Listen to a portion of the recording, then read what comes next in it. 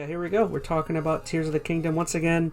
I'm the noob at this point with this game. I feel like I'm like 9 hours in, and you guys are what? You said 15. MetalGamer said, what, probably around there. Well, let's start with the beginning. We've all gotten off the island, right? The Sky Island. So let's kind of talk about just like how it started, how he felt about it, kind of where the story's going, how he felt about the tutorial area, basic mechanics. Like, I don't know where you want to start. Do you want to talk kind of the story setup at the beginning? Do you like where this narrative's going? I think so. I feel like there's quite a bit of intrigue with who this new villain was. They just kind of called him a mummy, him or her. I don't remember. I think it was him. But I think they just called him a mummy, right? I didn't even know who the character was. Really? Really? You can't tell? Like, red hair? Was that Ganon? Really? Yeah. Yeah. Oh, it didn't sound or look like... The game doesn't hide that. It didn't sound like him at all, I didn't think. Well, it's... He hasn't gone as far as we did so far. Maybe his body was just so deteriorated. Man, he must really not have gotten far, because they jump into that real fast. Like, after you get up... I thought they mentioned it before you even got off the Sky Isle.Maybe not. But I thought he was like a wizard, like lieutenant or something for Ganon. Oh no! Well, spoiler, Chaz, that's Ganon. Yeah, really. Yeah, they dig into that real quick. I mean, I guess I've watched a lot of the tiers now, so I have a little more context of the story. But I feel like it was really obvious it was Ganon, like within the first like 5-6 hours. Oh yeah. Well, I guess Chaz probably just went off a completely different direction. Probably did nothing story related, so maybe that's why he didn't get that clip. I think story related. I got to, gosh, what's the first? You get to like a garrison that's like right at the base of the castle, and I did that where you go up like this hill, and you talk to the lieutenant, and then basically after that you like, get shot into the sky, and you unlock your first. Okay. Scanning of the area, and then after that I went straight for the. Yeah, and then after that I went straight for the chasm, did that with the old guy, and then that's basically where I left off. That's all the story stuff I have. Well, maybe I don't know. I could have swore like prior to that I already knew it was Ganon, unless I just had that hunch. Well, up in the Sky I thought it was Island, Ganon, but I just didn't think it looked like him or sounded like him at all. I don't know. Well, I mean, they explained that real fast. Like, I knew it the minute I saw it. I was like, oh, there he goes. That's what I was expecting. like hands down. Like, you see it and it's like, oh yeah, look at that. But that's pretty much it. There's still a bunch of intrigue as to like, how did Ganon get down there? What was the hand? I understand the hand was like keeping him in place somehow. I don't know. I don't feel like I know anything. That's fair. Well, I won't spoil the story aspect of it. Cause I know how many tiers have you done, Metal? What do you mean tiers? So you remember I don't think this is too spoilery. Remember in the last game, when you wanted to get more story, you had to go find those memories and take pictures? It's akin to that. I mean, it's not the same process. You go find tiers, hence, Tears of the Kingdom. So, and that's how you get your story. I'll just leave it at that. Well, have you done many of them? No. None? You haven't done any? No. You know why? Oh, you guys are both terrible. No, you know why? Let me tell you why. I got so intrigued by just walking around and climbing crap. I'm consistently doing that. So my issue that I have with this game is that it gives you too much freedom to do whatever the hell you want. Again, same crap as the last one. Sorry. Were you done, Chaz? What? I didn't mean I could continue.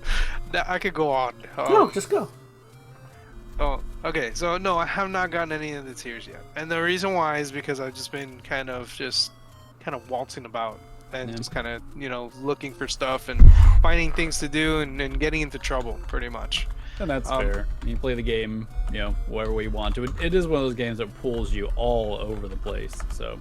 Yeah.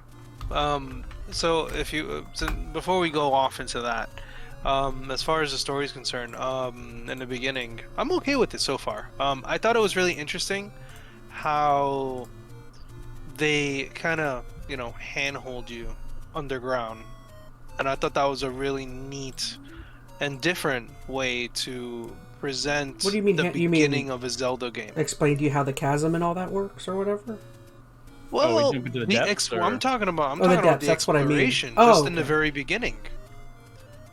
Like in the very beginning when you're talking, and where you're walking down. And you're walking with Zelda. I see what you're saying. Very beginning. Very, very. Sorry, my brain was thinking like after going that. down. Yeah. Oh, I saw one of the chasms. I didn't bother going in. At least not yet.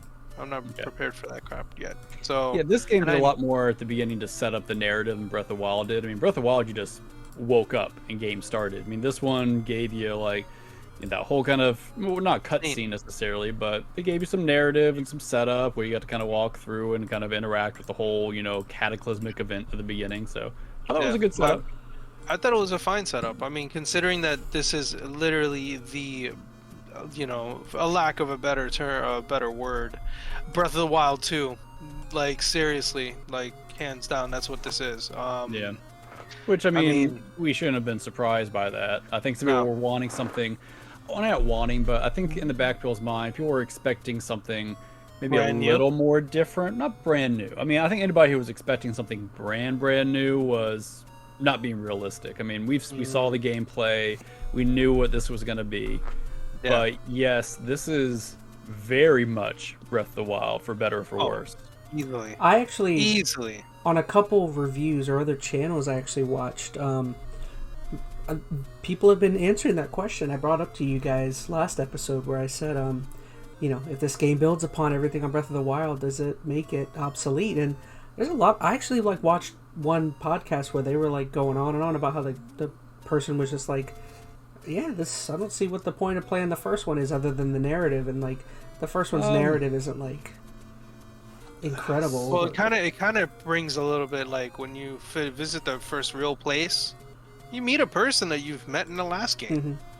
So it's like, oh, you're seeing people that you haven't seen in whatever amount of time that passes by, because they don't even tell you that, which is kind of interesting as well. I didn't get to tap into that. Well, and then you don't even know there's an undisclosed amount of time that this between the calamity and this. It couldn't be that long. It couldn't have been like the end of the calamity to this one. It's like, okay, well, you already know it was 100 years between the events and when you beat the game.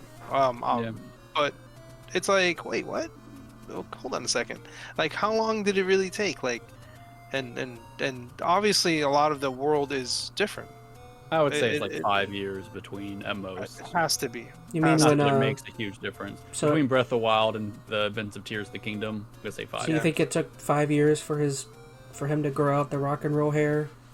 Yeah, he probably had a haircut too. I can see that. Because remember, he falls down, and then the guy is like, "You were damaged beyond darn near. I almost couldn't bring you back," or something. And you have long hair and a new arm. Well, no, that was really quick. Like, the time frame between the event of Tears of the Kingdom and then the stuff in the sky was like a day. Because the kingdom's looking for them. Like, it just happened, the whole upheaval thing. That was not a long time period. He had long hair at the very beginning of the game. Yeah, but not that long. Not that long.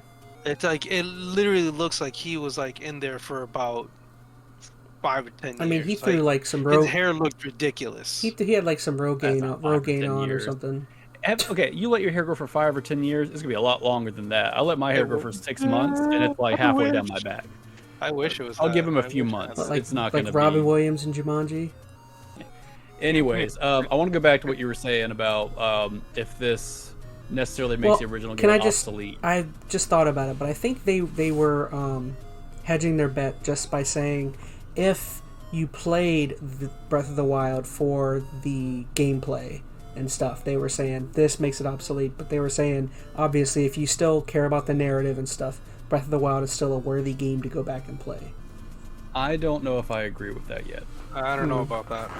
I mean, I'm still... Again, that's not my argument. That's just what I heard someone on a podcast, which I thought was interesting. And I get that. I mean, if you look at this, side by side, it looks like Tears of the Kingdom does everything better. You can make more things, do whatever. I think what really is kind of getting to me about it, not if I want to go too far down this rabbit hole just yet, I'm iffy on Ultra Hand.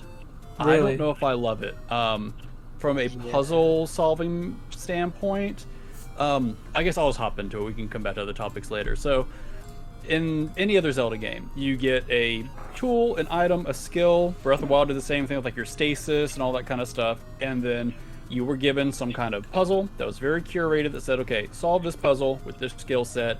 There was usually only a couple of solutions to it, right? That is not the case anymore. With this Ultra Hand, you can pretty much go in and do anything, which sounds great, but what I found is that ends up just me wasting time making stupid, crazy contraptions that may or may not work. Even when I do beat a shrine or beat a quote-unquote puzzle, I don't feel like I'm solving a true puzzle. I feel like I brute forced the solution, right? I didn't cleverly use my tools that were at my disposal in a curated way to solve a specific solution. And I feel like, although there are, exceptions to that, there are times that there's a puzzle very clearly laid out that the game is saying, do it this way, like you get the correct answer. Most things in the game are not like that. It's just, hey, use all this crap, glue it together somehow, make it fly, make it launch, get to the end or get item over here, however you want to. Which is great from a creativity standpoint. I am getting tired of it sometimes, though, when that's always the solution. It's like, hey, new area, make some crap. Hey, new area, make some more crap. Now, it's getting easier because without going too far, they do make it easier for you to build things down the line and build things that you built before. So to a certain extent, that mitigates it. And there is some cool stuff you can do with building. I just hate that some of these puzzles, that's all they lean on is build things. And it isn't like where I could use like magnesis and stasis to launch something a very particular way in the last game. Like, I don't know. I'm almost feeling like there's too much creative freedom with at least the Ultra Hand mechanic. I like the Ascension mechanic a lot, the Recall mechanic. Like, those are very focused, curated tools that you can do like some very focused puzzles and feel like, oh, I'm smart because I figured out exactly how they wanted me to use that tool. Ultra Hand just breaks all of that. It's just like, go at it. So it's interesting where you're going with this, because I have a feeling when we talk about this more in depth once we finish the game and have our overall opinions collected, I have a feeling I'm definitely going to want to touch on the whole. I think we talked about it during our Breath of the Wild, retrospective. But the whole argument versus the open world versus the linear, Zelda story type thing. Like, this isn't an argument necessarily against an open world. I mean, I have some other sandbox, comments about that. Yeah. It's not an issue with the sandbox. Like, Breath of the Wild had a sandbox. And I don't know, it's too early, and I want to preface, I'm enjoying this game a lot. I do enjoy the building and whatnot. When I think about a Zelda game and how I like to solve certain challenges and puzzles, this is very different. Breath of the Wild was very different, but this is really taken it to an extreme. And I'm not saying I don't like it. I'm unsure about it. Depends how the future puzzles and whatnot kind of utilize the skill set moving forward. I might feel very differently after doing another dungeon, another dozen shrines. I don't know, but it has nothing to do with it being an open sandbox. I like that it's an open sandbox. I like the building stuff out in the world, but using it as the only solution for solving so many puzzles, that is just awkward for me right now. Well, it's also like, I don't know, I was going to say something to the avail of like when you give people so many freedoms and allow them to be so creative with what they're doing, it's like, are you kind of leaving it too much to the player to make their own fun, or is there actual fun to be had in the creative aspect? You know what I mean? Like, and there is, like, I feel like I'm coming across really hard with this. They have crafted an amazing game with so much theoretically, this is what I was thinking. It doesn't break.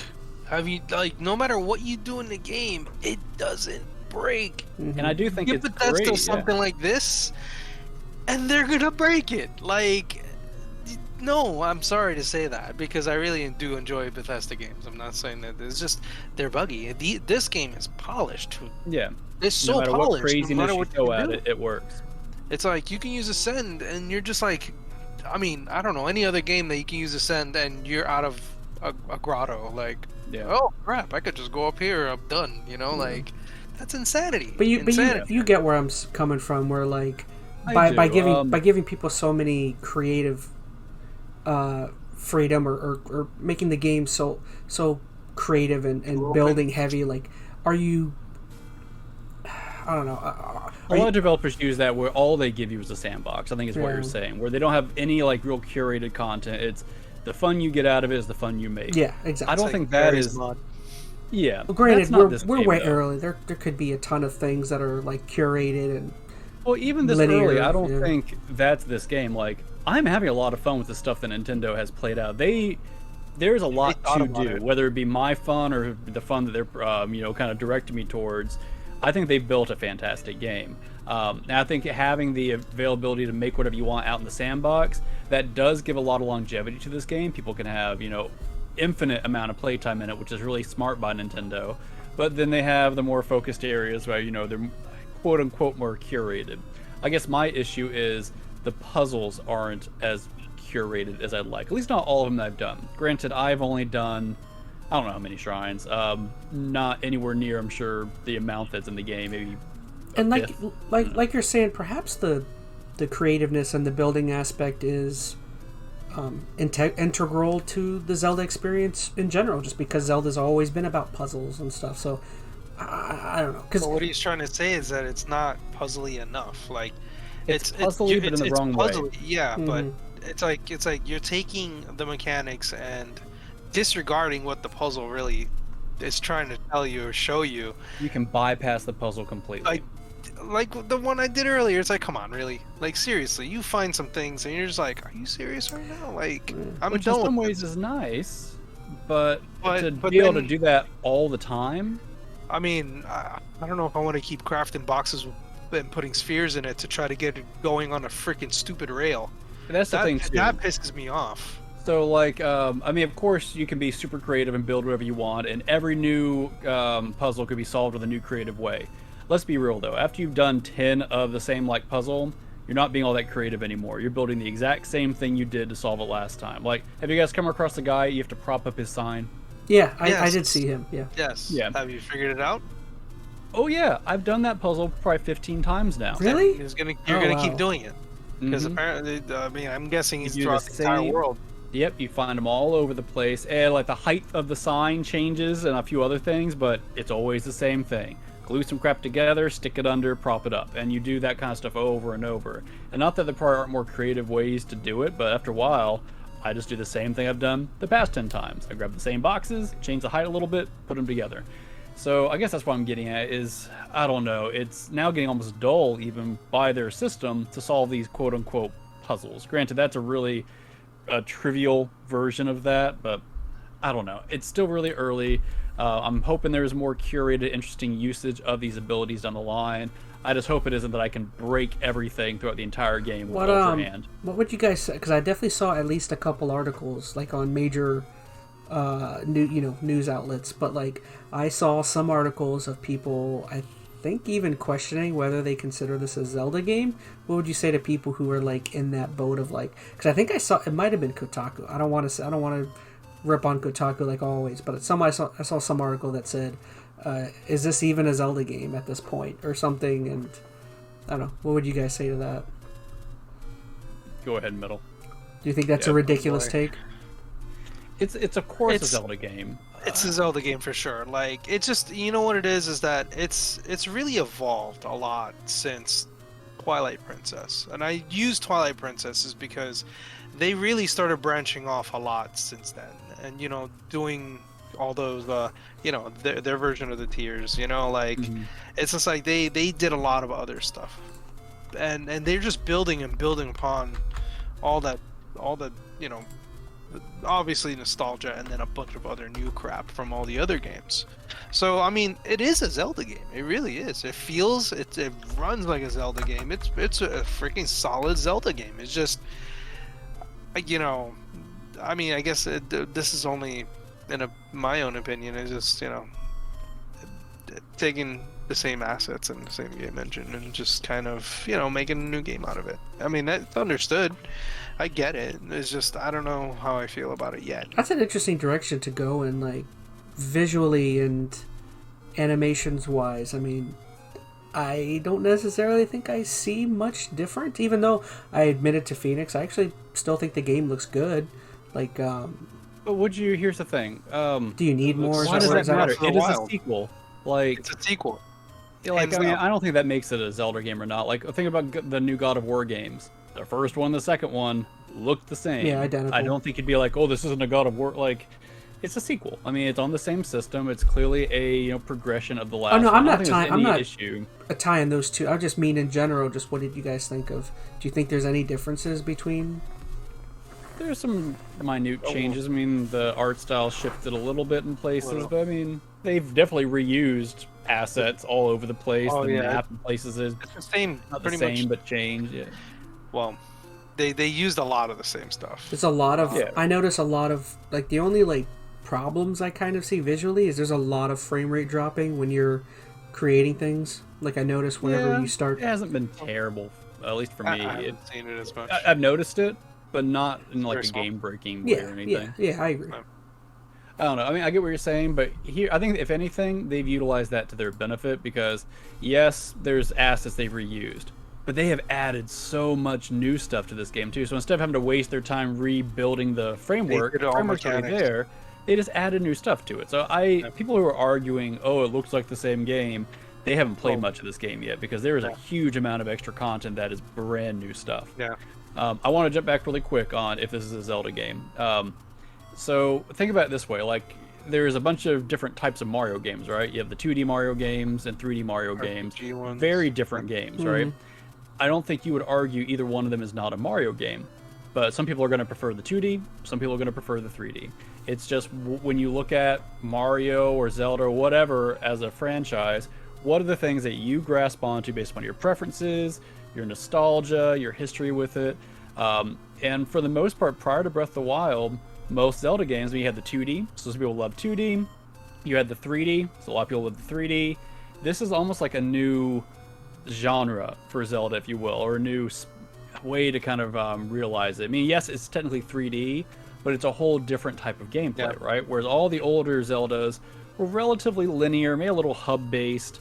This has broken that, and it's a whole new gameplay loop. So I don't think it makes it not Zelda, because there's plenty of Zelda elements in this. But you have to think, okay, what are the things you love about Zelda that make you want to come back and play a Zelda game? For me, it's dungeons and puzzles. Relatively curated ones. Not that I don't like some open-ended and creativity in it, but I like feeling like I have solved this challenging riddle, basically, that they put in front of me. And there's plenty of that in Breath of the Wild and Tears of the Kingdom. I'm not saying it's not there, but you know what I'm talking about. That very just curated, you solve this thing, the do-do-do-do-do goes off, and you feel super like, the dopamine starts hitting. I miss that, and I'm not getting enough of that yet in Tears of the Kingdom because they don't have all those same curated puzzles, or the ones they do have repeat a lot because it's open world and they're trying to fill some content in places.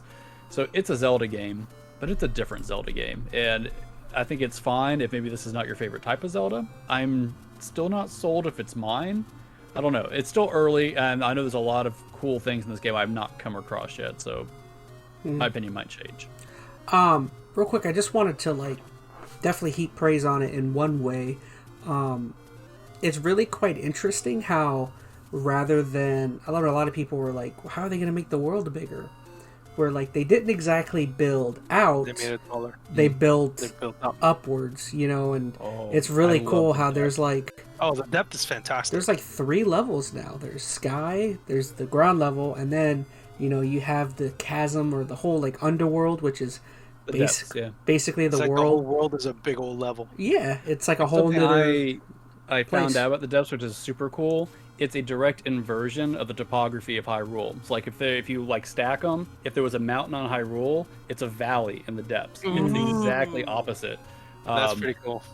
That makes it so fun. That is, in my opinion, that is impressive for the Switch to be able to, I don't know, render, but have the ability to... It loads all that. Mm-hmm. No loading screen, really. I mean, you have hidden load screens when you jump down a chasm, but... no, it runs smooth. You can shift between the levels really seamlessly. The depths caught me so off guard. I think that's why if I'm going to gush about anything, it's going to be the depths. I know at least Chaz, you did. I don't know if Metal, you did this. You guys, I think, went the correct way to get to the depths, where you found goggles and what's her name. Took a picture or whatever for him. Yeah, I missed that completely. I just said, screw guys, I'm going off towards Rito, and then I just found a well out in the middle of nowhere. Had some red goop coming out of it. And I jumped in wells prior to that and just fell in a cave. I jumped in this, fell into the deep, like at some weird random spot with like high level monsters, and I know which one you're talking about.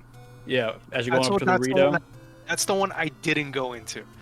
I saw that thing on the map. I saw it from like from above, and I was like, "Ooh, what's that?" And I went towards it. I was like, nope." I just went to hell with that thing. Yeah, apparently there's. I did see in a trailer. There's an entrance in one of the mountains. Yeah. I had that spoiled for me. Man. Well, I mean, it's I pretty don't obvious think once you see it. Here. It's just you just go and you find things. Like you find it, you get lucky. Oh, goody! You know. I want to like, find Ghidorah. There's a Ghidorah somewhere. Ghidorah? A what? Godzilla, Ghidorah. Oh. Ghidorah isn't Ghidorah the three-headed? There's dragon? A bunch of them. Oh, is there? I've come across like 3 of them. There's an electric one. There's a fire one. I won't tell you where they're at, but I haven't fought one yet. I was gonna say I think I saw a Lionel. I haven't seen a Lionel yet. I saw one, and I saw the freaking centaur-looking thing, and I said, "Oh hell no!" And I walked away because I was like only 3 health. You know, like yeah. That guy would like wreck me. I will say one thing I really thought was fun is I did like a storm the castle type mission.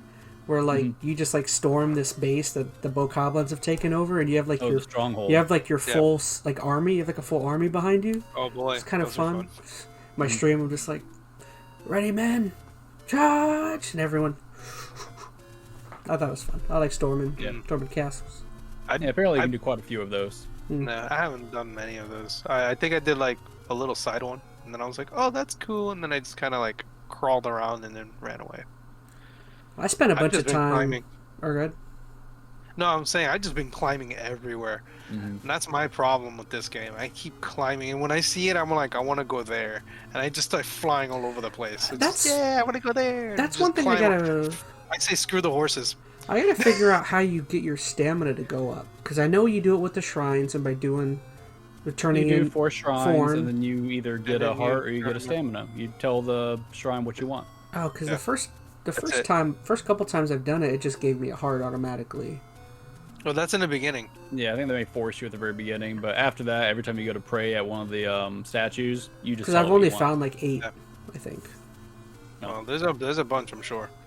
Oh yeah, and I'll tell you, I mean, I know I've come across maybe a little harsh with some things in the game. It does so many other things fantastic, like the exploration. And I think that's like the new component that it's Zelda-y to now. It's Zelda 1 it's pretty just much. a different Zelda. New. Yeah.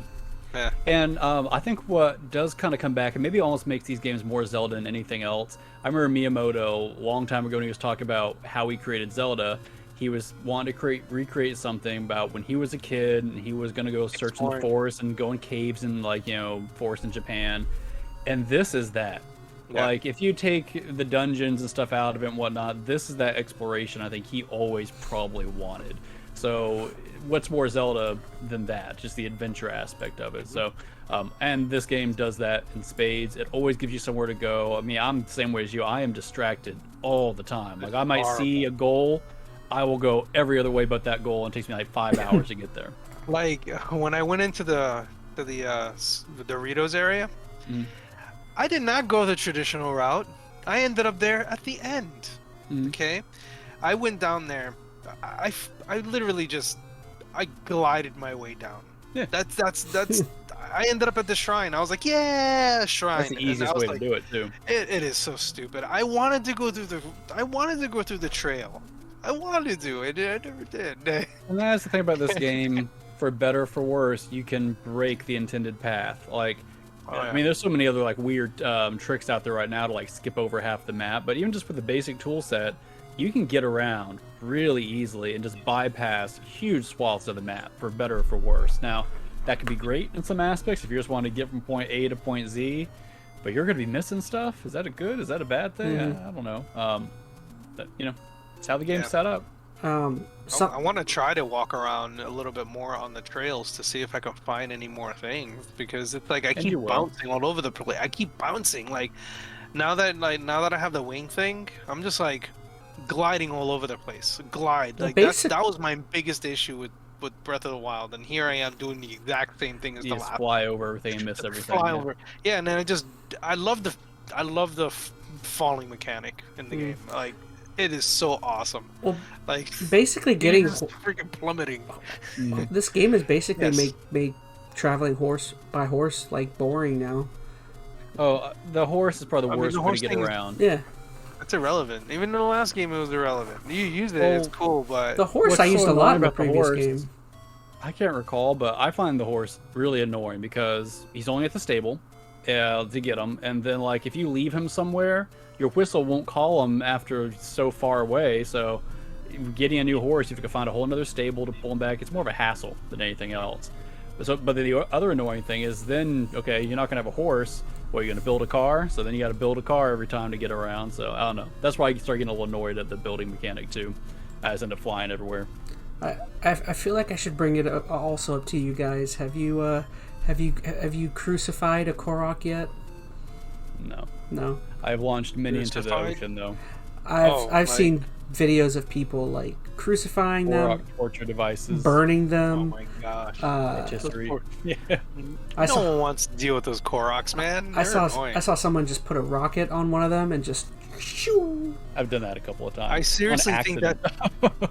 I seriously think the Korok thing is like Nintendo's like way of trolling players. Like, it's gotta be. Like, it's like, oh yeah, here's 1,000 more of these things to find. Good luck, everybody else. Like, it's like, thanks. It's like, no, I don't want a golden poop again. Get out of here.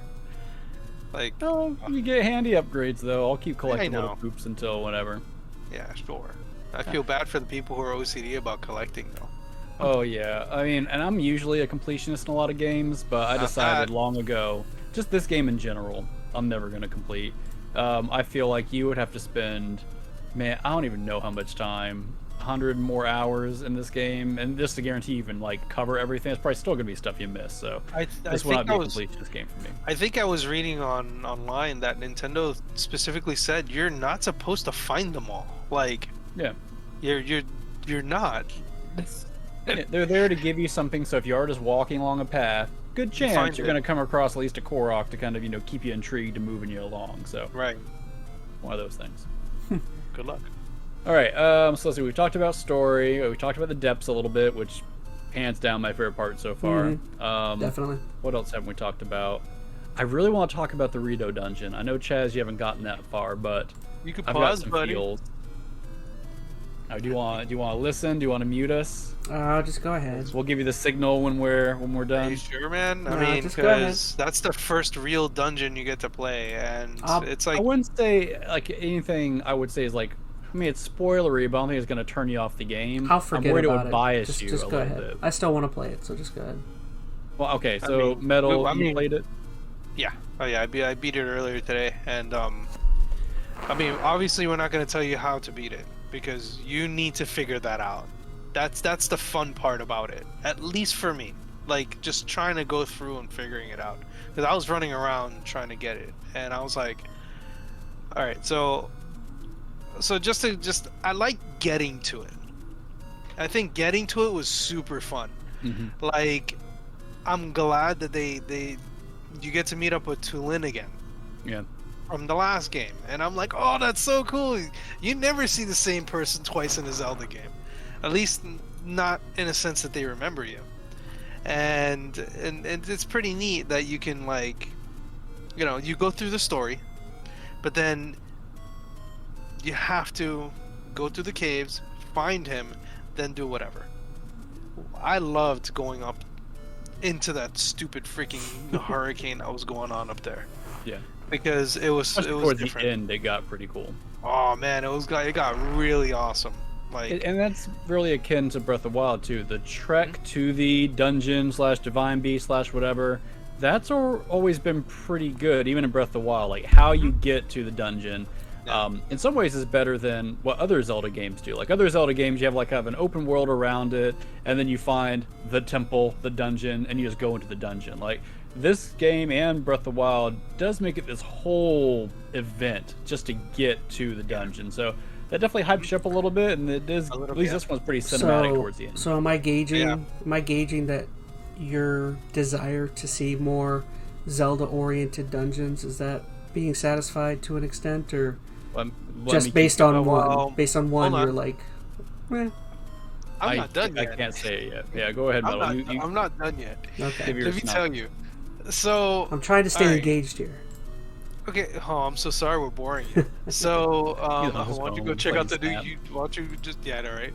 Go to IGN, find the newest thing. Anyway, so, so the dungeon itself, it's okay. It's okay. I had to leave once just to be able to get crap to eat because I couldn't keep myself warm. I think the mechanic of leaving a dungeon and coming back and still being able to continue playing it, that breaks that portion for me. At first I was like, oh, that's convenient. Then I did it because I needed it, and I'm like, oh, but that just made it easier for me. I mean, to be fair, you've been able to do that in old Zeldas too. You could complete half a dungeon, then leave, but they made it a lot harder. Not like this. Not like this, you're right. Like before, it was a whole trek. You had to go back to the entrance, dude, make your way to wherever. This is just quick teleport, get what you need, come right back, keep going. When I saw you could just teleport back in, I was like, oh, wait, what? Like, Well, that and was then in you're the- just like, hey, what's going on? I was waiting for you. It's like, That was wasn't that in the previous game? Yeah. I think you could do that with the. Yeah, same thing with the Divine Beast. Yeah. it's just, I guess I never did it back then because I definitely did it a couple was really- times. I didn't think you could do that. I thought that was surprising, but overall for me, that dungeon was easy. Oh, super. Very fast, very quick. I think the way I had to figure some of the stuff out, because it took me a bit to figure out some things. I was like, okay, Ascend's not working, blah, blah, blah. I'm like, let me look at the map. And that's when I started piecing things together. I looked at the map more to see, okay, first level, second level, third level, okay, cool. There's something over here. Let me check over here, let me check over there. Before you know it, I was like, okay, there's more of these. Let me just go over there and see. Now that I know that there's this type of stuff around this specific dungeon. Unlike the Divine Beast, where the Divine Beast had at least some sort of intrigue, this did not have any of that. Now, it wasn't bad. I'm not saying it was bad. It was different in its own way because you get to use your surroundings to bounce up and take a look at the map, do whatever. I think in general it was a very simple dungeon. I think that's my problem. It was very simple, very Zelda, which is good because that's what we want, but not as complex as a normal Zelda dungeon with a massive boss. I found the boss fight to be fun. The boss fight was fun. But it was easy too. But it was easy. Once you figure it out, it's like, oh, okay, well, avoid this, do that. There was two ways to get around to that. Like, I did something by accident. I was like, oh, well, if I just wait for it to go up, I could do this. Now, obviously, I'm not mentioning details because I'm not trying to spoil anything. And I don't mean in a sense of, exactly what to do. That's the reason why I'm avoiding all that for you. You wouldn't want to. I'm gonna spoil. You wouldn't want to make things too easy on me. I mean, I gotta have content. I'm gonna give you. This is easy. It is definitely easy. It's fun. I'm hoping the next one is better. I'm hoping there's a better progression, and I'm hoping that this is just easy because it's the first major event of. Here's why I don't think it's gonna be. I mean, the game does push you to do Rito first, but the game also knows there's no guarantee you're gonna do Rito first. Any dungeon could be your first dungeon, which makes me think they're all gonna have some similar aspects. But I don't know. I can come back to that. That would be a bit disappointing if they were all. Well, that's how the Divine Beasts were. Yeah, I know. They That's were why. all pretty They're even all the killed. same. Now, there were other things out in the world that were harder. It wasn't the dungeons, and I have a feeling that's how this is going to be too. But I don't know. Is there anything else you want to add to it before I tear into it? A little bit. I felt the cannons were useless. It was a stupid thing. I was like, why what? Get out of here. The boats are cool around it. I thought that was a really... it was nice to save myself from falling, even though it wouldn't have mattered because I could have just teleported back up. Yeah. What else? Well, if you do fall, you automatically respawn back in the boat. Yeah. So I didn't... there's no sense of danger.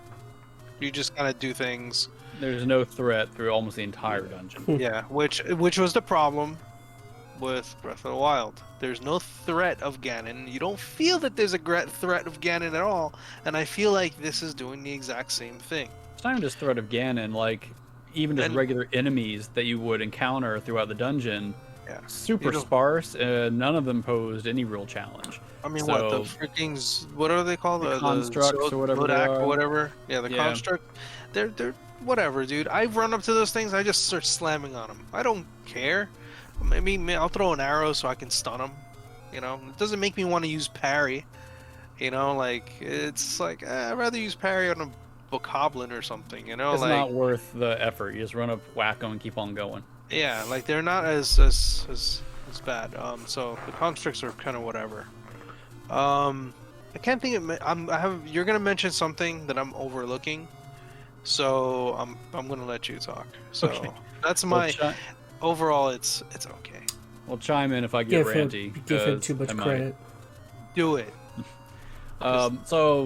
Just to say things I do like about it. I agree. The way you get to the dungeon, really cool. And have you even do you have any retrospect, Chaz, about even how this dungeon's kind of set up or where it's at? Mm-mm. So you haven't even touched the Dorito thing at all, right? No. Okay, so it's a cool lead up to it. Awesome. I do feel like the initial part of the lead up went on a little long. I don't know if you felt that way, but I felt like, okay, I get what's going on. I'm ready to get to the dungeon. So it felt a little drawn out, but it was fun. I thought the theming of the dungeon was better. Like, that's one thing I know we all didn't like about Breath of the Wild was all the divine beasts look like divine beasts, and I'm hoping this is just a cue that all the dungeons will look and feel different, which the developer said that they will. So that was all good. Check marks across the board. Then you get to the dungeon. It felt small. It felt divine beast size-ish, maybe a little bigger. Without the movements and stuff of the divine beasts. Yeah, pretty much. Take away that, and that's the husk of it is exactly that. Yeah. So size and scope-wise, at least this dungeon was not much bigger than a beast. So that was a little disappointing. And then here's what I really didn't like about it. So I won't tell you exactly what you're doing, Chaz, but when you get in, your goal is to activate 5 things. Okay? And they're just 5 things somewhere on the map. There's no order you have to do them. You can just go anywhere, like the game always has you do, and just you find one somewhere, you activate it, you come back, you do the next one. And I really broke the dungeon for me, because one thing when I think about a traditional Zelda dungeon, it's the progression through the dungeon. Like, you go through, you fight yourself to get that first key, you have to find it, whatever. If it doesn't confuse me and leave me throwing my controller, it's probably not a real Zelda dungeon. No, it's not. It's not gonna. It doesn't feel dungeony. If you see me on stream, do it and not mess up. It's dungeony, like a typical early dungeon aspects, but not in the progression. That's what threw me off. Like, when I think of a traditional Zelda dungeon, going back to I don't know, Skyward Sword, Twilight Princess, Ocarina, it follows a fairly standard thing, right? You get into the dungeon, you find the first key, get through the first door. You maybe find another key, get through the next door. Then you have a mini boss to kind of challenge you and test you up to that point. And each one has a theme. There's a theme or a general progression of puzzles and stuff. Yeah, and I'm not even the theme is here. But it's literally that progression that this is lacking. Like, you beat a mini boss, and then you get an item. Then that item is how you do the next thing, which gets you to the boss. Like, you feel like you are accomplishing something each step of the way and progressing, fighting your way through this dungeon. You don't feel like that with this. You're just like, okay, I did that one. I did this one. I did that one. Just check, check, check. No order, no rhyme or reason to it. You just hop in and do it. None of them have a big challenge. There's no mini boss. You're of course not getting new items because it's not how this game works. So it's just very flat. It's not like my easiest thing I can compare it to is I remember in the the area with the scorpion in Skyward Sword, where like that whole beginning dungeon starts off with you kind of getting that like leaf thing. I think it was like a leaf weapon, and the whole dungeon operates around you using that to free open, like to blow like pillars sideways or to flip switches or stuff like that. But that's a typical Zelda dungeon. Like they expect you to use, a item that to basically beat that dungeon. Without that item, you can't do it, or it'll just be very, very freaking difficult. But normally you can. And that's where this dungeon gets kind of weird, because there is no one item you need. I mean, there are certainly times that, okay, you need to use a ability to get to a certain spot, but there's also probably 5 or 6 other ways you probably could have done it. Once again, Ultra Hand breaks a lot of stuff. Yeah. None of the puzzles were challenging. I wouldn't even say there were much in the way of puzzles. Like, maybe little clever mechanics. You had to, I remember where you had to connect to open a gear. If you remember that one. That was... I wouldn't even say it's a puzzle. That was interesting. You just had to figure it out. Like, you knew that you had to do something. It either had to do with wind, which I thought wind would have worked, or just Ultra Handed, which is pretty much what I ended up using Ultra Hand and the reverse thingy, the time reverse. Yeah, the recall. Recall. Does Ultra Hand ruin that aspect of Zelda gameplay of you needing specific items to do specific things, because you can create whatever you need. And it's worse than it was in Breath of the Wild. And this is why, I am hesitant to say that this makes Breath of the Wild obsolete. I mean, this does a lot of things better than Breath of the Wild, and Breath of the Wild certainly has its issues, but it was almost more curated than this was. Like, you had to use stasis. You had to use, cryonis or whatever it was. Like, there was a very particular way you needed to use those abilities to get through. Yeah. Right. This game, does that to a certain extent. Like, there are times you have to use Ascend, or you have to use Recall. But if you're persistent enough, you could break it with Ultra Hand, or get pretty close to it. Like, almost a little too open-ended in this there, which just really kind of breaks the puzzle aspect of it, which hurts, because once again, I love the puzzles. The progression's not there, so I don't feel like I'm, fighting through this dungeon. I don't feel like I'm mastering a skill set using a certain item. Like, the dungeon progression still is really lacking to me. That was one of the main issues me and you had that problem with Breath of the Wild. We're like, man, like, some of these, first off, there's too many shrines, and second, they took whatever if there was a shrine or two that you really enjoyed, they could have put that into a freaking puzzle, like an actual dungeon, to make it look cool, fun, make it, I don't know, a hidden dungeon somewhere. I want something that builds upon the gameplay, builds upon the skill. Like, that's why I said, like, in the old dungeons, you had to build up your understanding of a item or skill to complete the dungeon. You felt like you mastered or accomplished something. I don't feel like that with this dungeon. No. I have a feeling I'm not going to feel like that with the other dungeons. I could be very wrong. I hope I am. But as I said, the reason I don't think so, though, is for what I said earlier. Yes, the game pushes you towards Rito, but the game in Breath of the Wild pushed you towards, was it the Zora one? The elephant one thing. Yeah. First. But you could have went... Yeah, it was the elephant. But you could have went to any other one. And clearly, that would have been fine, because all the Divine Beasts were pretty much laid out in the same way. Which makes me think, although these dungeons are all going to look different, they're probably all going to be at some similar level in either skill cap or progression or whatnot. Do you think that specifically is done for difficulty, where they don't want to make people, maybe younger people, feel stuck if they accidentally went to the hardest one first, I mean, maybe to a certain extent, but I don't think it's for younger people necessarily, but I think it's the design of this game, right? The whole point of this game, or what they sell, is go anywhere, do anything. If they throw a lot of walls at you when it comes to these dungeons, you really can't go anywhere and do everything. So they have to, and that's just a trick with this design, right? Trying to balance that where you still feel like you're having progression while keeping everything accessible. And I'm not feeling like they're really hitting that just yet. The boss was cool looking. Granted, I thought there was going to be more to that dungeon. Like, when the thing opens up, I thought I was getting to a new level of the dungeon. I'm thinking, okay, here's the next step, and I'm going to dig into it. But no, it's the boss. Yeah. The boss looked cool. I beat him in like 3 minutes. I won't tell you exactly what I did, but it was very one note. He looked cool. I felt like he had almost no threat at all to me, at least with the way I was fighting him. Took him out, done, and, moved on. The story elements were cool around it. I said visually it looked a lot better. Like, it looked like a Zelda dungeon. You had the boss like a Zelda dungeon. Yep. but the heart of it wasn't Zelda. Yeah. So you know what? I agree 100%.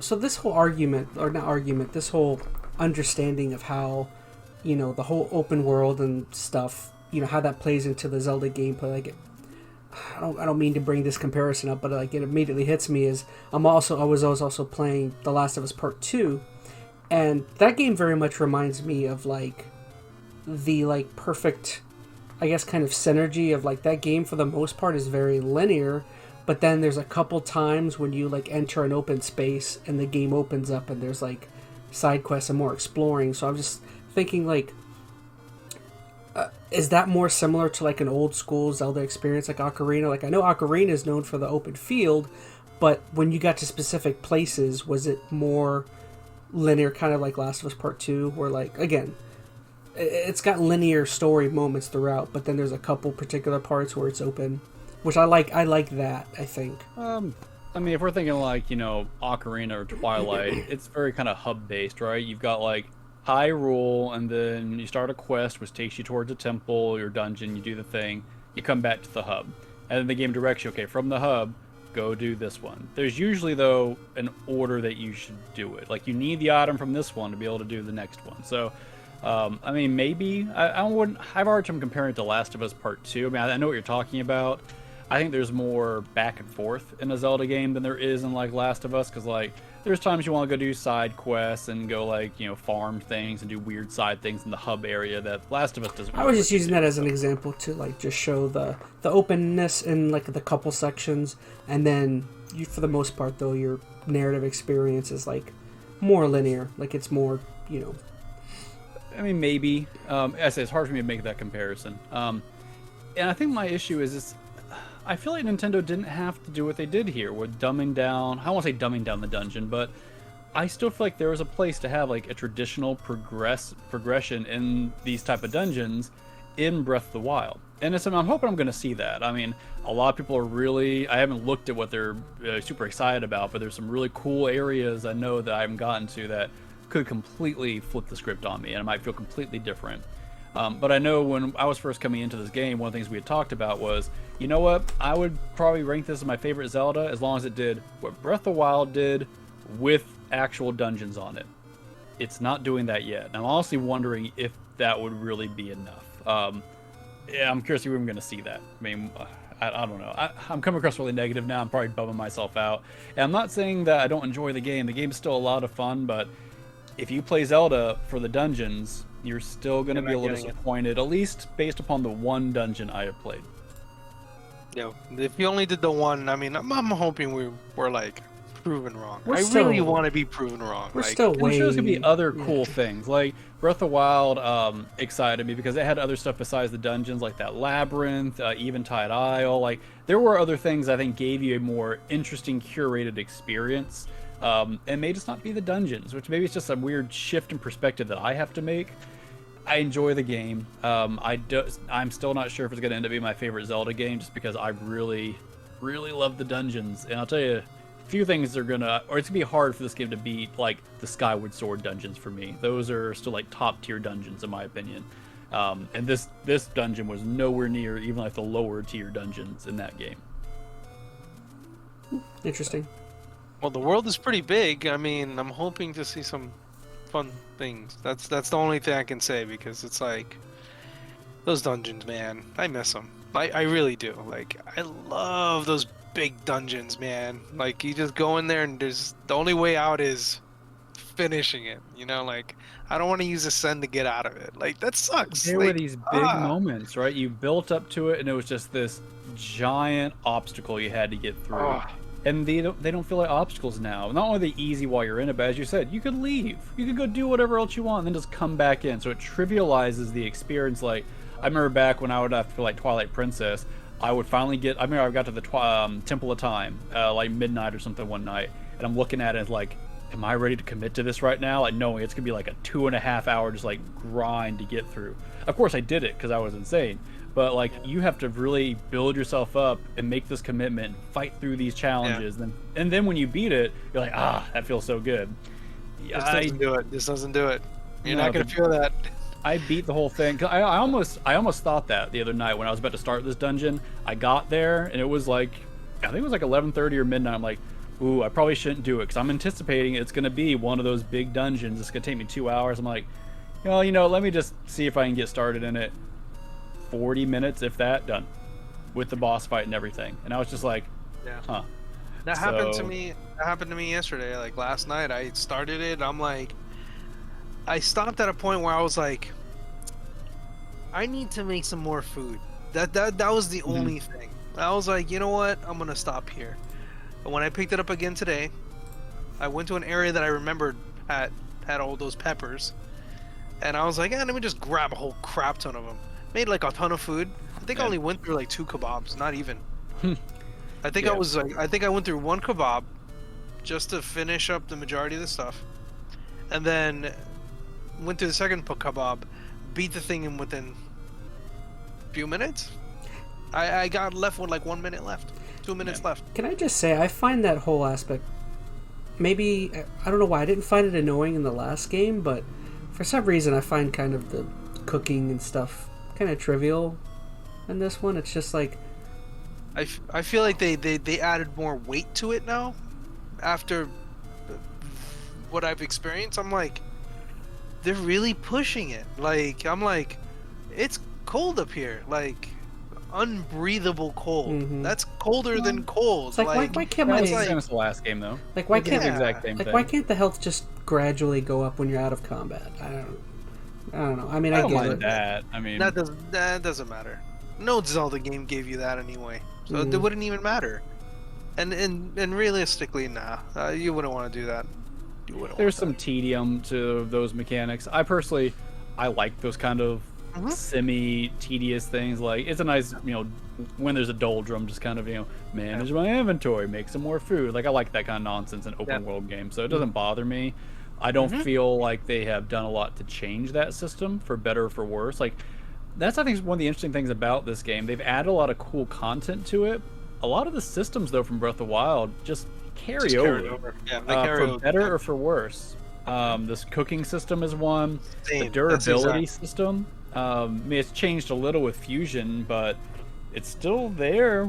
If you hated it before, you're probably still going to hate it now. So I just find it interesting that they just doubled down on some of that stuff. They didn't say, you know what, people didn't all like that durability. Maybe we should tweak that system. They're like, nope, it was in the last game. We're going to do it again. So I don't know if that's good or bad. I mean, I don't hate it, so it doesn't bother me too much. But for those who do hate it, they're going to hate it now. I actually don't mind the cooking system. I think it's a little bit more like, that's like the replacement of like potions, like in the old games, because you still make potions here. You just don't need to make them. Yeah, that's the only difference. Like, it's like, before you need to make a potion in order to have it, or get yourself a fairy because you needed a jar to get the fairy, and if you had like 2-3 fairies, you're probably pretty good for like the majority of the game. Like, kind of, One thing about the cooking system, though, that kind of breaks the game is, to my knowledge, there's no limit on how much food you can have or how good it can be. So you could spend, 3 hours, make 300 meals that refill your, health to max, and you can stop at any point in battle and just eat a sandwich. Yep. So, like, if you're quick on the draw, unless you get one shot, you're never going to die. You also have no limit on how many fairies you can hold that I know of. Like, I came across a couple of ponds that had like 4 or 5 fairies floating around. I'm sitting at like 10 fairies right now. I don't have to put them in jars. I'm just like, dunk. So I basically got 10 free lives, along with my 500 sandwiches. Like, not saying the game can't still be difficult every once in a while, but typically it's just because you're overpowered and you get it one shot. If you're reasonably decked out, you can take on just about any enemy just by brute force. So I don't know if that's good or bad, but it does trivialize combat a little bit, or at least lessen the engagement. I don't know. Let's get off this negativity for a bit. I got something I want to say. Okay, go for it. Have you guys made anything interesting using Fuse? Like weapon or Fuse, what kind of weapons? What kind of not hand, not Ultra Hand. It would be Fuse. Because have you guys made any weird weapons? Like, did you mix weapons yet? I have, but I haven't experimented much with it. Oh my god! I wouldn't say I made anything overly weird. I took a stick or crappy sword, and I took a bokoblin arm, and I fused it, and it was automatically like 25. Yeah. It went from 1 to 25 like instantaneously, and I used that jerk, and it destroyed like constructs with it. Granted, it didn't last very long, but you have like 4 of those things in your inventory, and you can pretty much just like destroy almost anything. It's pretty fantastic. Like the fuse feature is really, really weird. I say try using it with everything if you can. Like I accidentally like fused a log with my shield. Yeah. And I'm like, oops.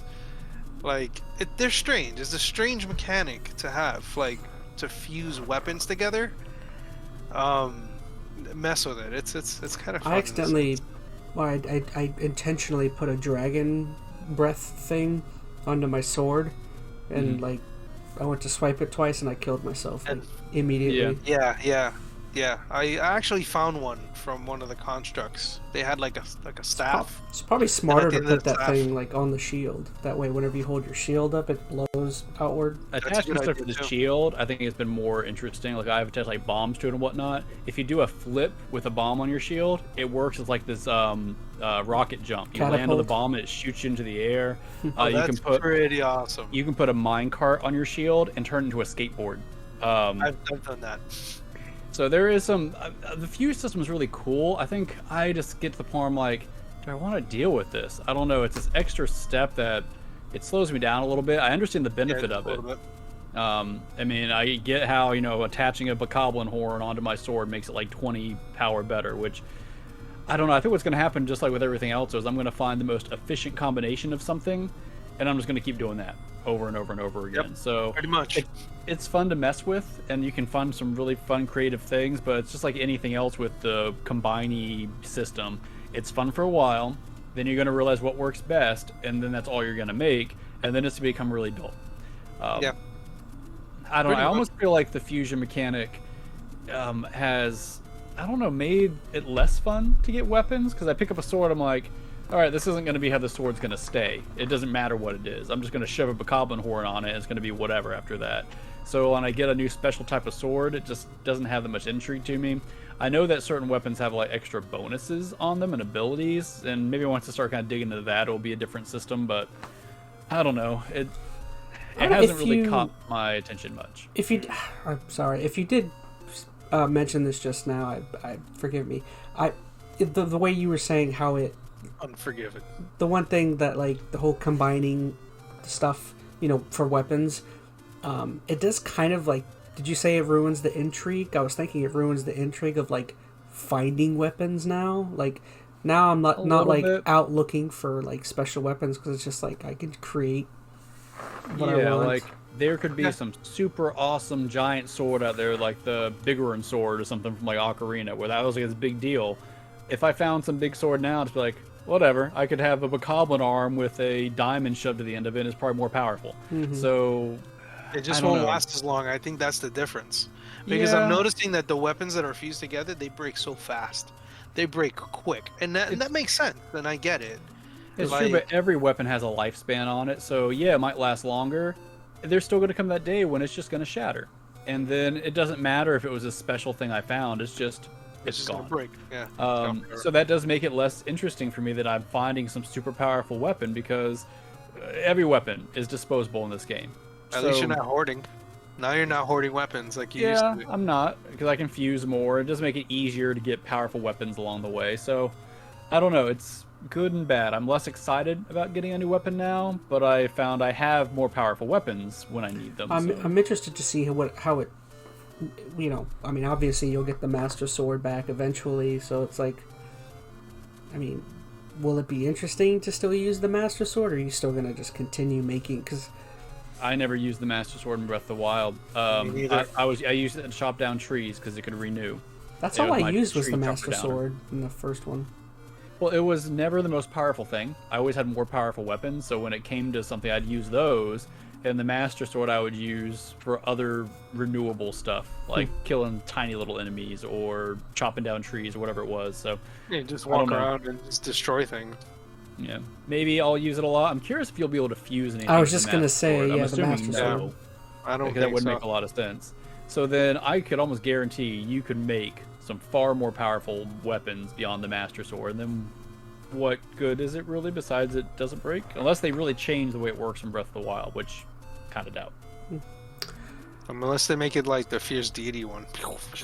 You just kind of throw beams out there. That would be, to me, that would be worth it. But I don't know. If you could fuse something together that does the same thing, oh man, that'd be bad. I mean, there's already some really weird stuff like that. Weird construct fire dragon. Yeah. You know, like that thing's weird. And I just want to reiterate, because I know I've come across real negative, I do really appreciate the building and fusing mechanics, and I think a lot of people are going to get so much enjoyment out of it, and I've seen some crazy stuff. Me and my kid are just watching like crazy builds that people have made. Or like, have you seen the video game Donkey mini view? No, I video didn't watch this video. It's pretty funny. And it's because they have this kind of system now in their sandbox where you can just do these crazy things, and that's awesome. But as far as like this typical Zelda experience, I don't know. It's missing something still. Yeah. I mean, yeah, the experience is missing. It's still, again, Chaz. It's still a Zelda game. Just its own It's a different type of Zelda game. It's its own type of Zelda game. It's like the And I will Ocarina stuff. begrudge. Yeah. Go ahead, I'm sorry, I'm cutting you off. I was gonna say, like, you know, you have your Twilight Princess stuff, you know, that all that little couple of games that have that theme. You got the, you know, Phantom Hourglass and all that stuff, you know, like, but this is its own thing. Like, I mean, it's like taking the first one and doing everything with it. I mean, that's in the same, you know, same area as like the CDI games. Those are Zelda games.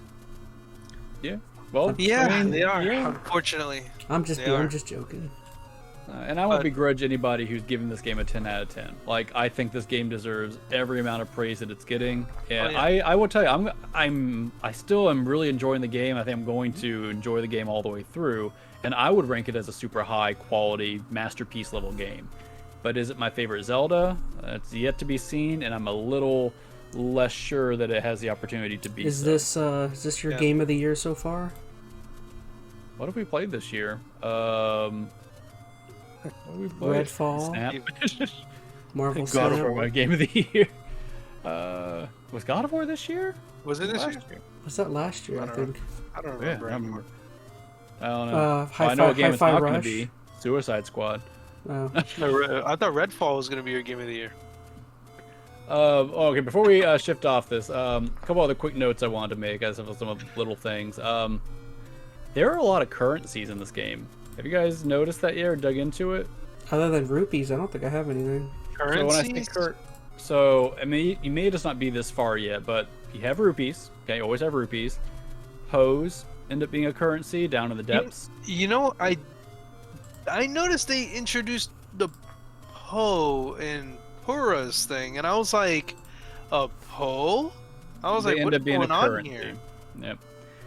You have all the. You probably have to go to Pura with that crap too, because she's the one that has that nonsense. Right? I'm not going to tell you. I'm not going to tell you that because that's actually how you use them is actually pretty cool. But then you have like the Zoanite, which lead to the crystals, which leads to the energy cells. So that's this whole like currency chain. You have your charges you have to use. Like there's so many. Maybe resources is a better way of looking at it, but a lot of things like you use as an exchange. I feel there's a lot of resources / currencies in this game, and I'm like always trying to like collect and buy or exchange for something. You guys might be a little early on it, but there's a whole economy here. Yeah. I've seen all the Zonite stuff. Like obviously you go through them, and then you're just like, there's a lot going on with these charges. There's more than just hey, I'm just gonna use this to get like a fan from a freaking vending machine. Is you know, Pura, like I forgot about that. Is Pura the scientist lady? That's the science girl. Yeah, she was in the last game too, by the way. But she's like grown up or something, right? Well, she's still messing with her age. Yeah. Oh. Whole point. She's she's all pretty and crazy. I was gonna say I think a lot of weird weeaboos are gonna because the way they like introduce her, I'm like, I don't know. I'm getting tired. All right, hold on. A couple more things. How do you guys like the basically gachapon dispensers with all the Zoanite Oh, I things? forgot about those. I thought those are fun. They're interesting. super cheesy. But I mean, Zelda has some cheese. Corny as hell. It's super corny. I wish I had like a giant quarter I could just stick in it and turn a big. Oh, dude. Yeah, using Ultra Hand. I've only seen like 3 types of items that come out of it, so unless there's more, they come with 4. There's a lot more. Oh, okay. There's usually 4 that you can, but they're all scattered differently. So, like, if you don't have any, what is it? Those constructs like waiting for you, you can't use it. Is that where you get the rockets? You gotta you get rockets from it. You'll come across different dispensers. Each dispenser gives out different items, and you can check on your map what gives what. So, I don't know. I don't have a big opinion about it. I just picked up something called a time bomb. I thought that was interesting. I was like, huh. But of course, like anything else, they're finite, so you have to go and get it. You know, you just don't. No, you just come across them. No, you just gotta go to one of those things and just put a quarter in and get it out. You know, if you need it on a spot for a specific reason, then you're kind of assed out at that point. It's like, oops, I don't have any fans. Oh no, I guess I can't build that thing here today. Yeah. You know, like that's like the only thing. It's like you feel that the Zonite stuff does feel limited. You don't have as many, so it's very scarce, and you have to like that. If I was gonna hoard on anything, it'd probably be those stupid things, because you don't know when you're gonna need it. Yeah. At least like the fans and crap. There is a workaround for that you'll get later on, where it's not as big of an issue. But you're right. I mean, you got to make sure you have some level of resources to always be able to put into your devices. Yep. That's probably all I really want to get into. There's a few other things, but I'm afraid they'll get too spoilery for everybody. Like, I did get to Eventide Isle again, but I'm not gonna talk about that until you guys have gotten there. Cool. So. Well, I'm gonna keep playing it. Again, I'm enjoying the game like a hell of a lot. Well, I really am. It's a fun game. I mean, I'd like to think by next episode, for the most part, we'll possibly be able to talk about everything. I think so. I don't know. I mean, it's a big game. Last 2 weeks that we usually do, so maybe. I will. Oh, go ahead. I'm sorry. I was gonna say I'm gonna try. I'm curious how I would have felt about playing this game if I had played Breath of the Wild more recently. Like, I think it's helped me that I played it when it first came out and haven't played it in 6 years. But even then, it feels super familiar. Like, if you have just played a lot of Breath of the Wild and you're hopping into this, I don't know. It's a second game. Like, when I just beat it, and it felt with the new additions that they added to it, it just feels like the same. Like you've never got off the game at all. That's how it feels to me. Because not that the new content isn't good, but yeah, it's the game thing. Yeah, for better or for worse. Yeah, like you know what I think also is just like I feel like you know, you look at the world map and you're like, oh man, are you sure it's not the same world map, just kind of broken up a little bit more? You know, like I don't think it is. Well, it is. But no, I think it's the same map. Well, I think what they probably did. I don't believe that they redid the entire main Hyrule map. I think they probably had the map, and they probably then did a pass across the whole thing and tweaked a lot of it. Yeah. Yeah, but I don't think it's like they scrapped the whole thing and remade it. I mean, I think they just went back across it and added and adjusted, which is fine. I don't have any issue with that. I think they saved them a lot of time. Yeah, I don't know. I'll get off everything. I am enjoying the game. I do want to end on a positive note. It's definitely worth putting your time into, but it's still missing some stuff so far for me. It's a solid game. It really is. Like, I want to break it. You just can't. You just can't. Like, I think the game will break me first. It's already done that a couple of times. You're gonna over stupid stuff too. Ivan Drago it. Man, I mean, you go to shrines and it's like, hey, here's a free ball of light. I'm gonna say one more thing. I am disappointed that the shrines returned almost in the exact same format. I know. I think we meant to kind of hit on that earlier. Like, I saw them pop up and I'm like, okay, the shrines are gonna be a little different, right? They're gonna be a little longer, a little something. Nope, they are the exact same. Combat sections, puzzle sections. You got combat still. The only thing I think they did better, unless I'm missing it, I do feel like the combat stuff is set on a progression. Like, you can't just jump into random combat challenges, because I feel like every time I've gotten to one, it's been like, okay, this is how you do this technique. This is how you do this one. So they've at least curated the order of those, but the shrines are the same. They're still super short. They, I think, are almost less engaging now just because of Ultra Hand. But I don't know. I won't revisit the topic, but shrines are not overly improved. If you liked them in the last game, you'll like them now. If you didn't like them in the last game, it's the same thing. Yeah, I'm 100% on board with that one. Again, dungeons, more dungeons. That's more fun, long, complex, triple world dungeons. That's what I want to see.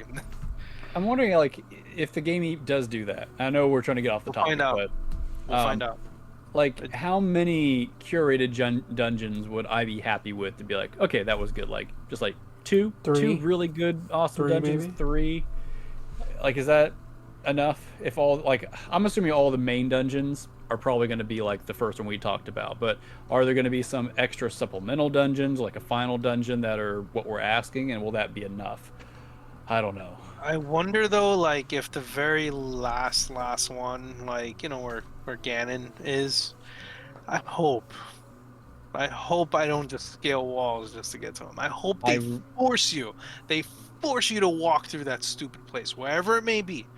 You know, like, if it's in the castle there, I hope they force you to go through that bad. Like, I'm worried it's going to be the castle again. Like, I feel like that is really going to let me down. Like, I know that a lot of Zelda games end in the castle. This one's going to feel worse because it's the exact same castle, right? Like other games, like, you know, the castle in Ocarina feels different than the castle in Twilight, feels different than the castle in whatever. If I have to fight Ganon again in the castle the same way, I'm going to be disappointed. I need to fight him somewhere else.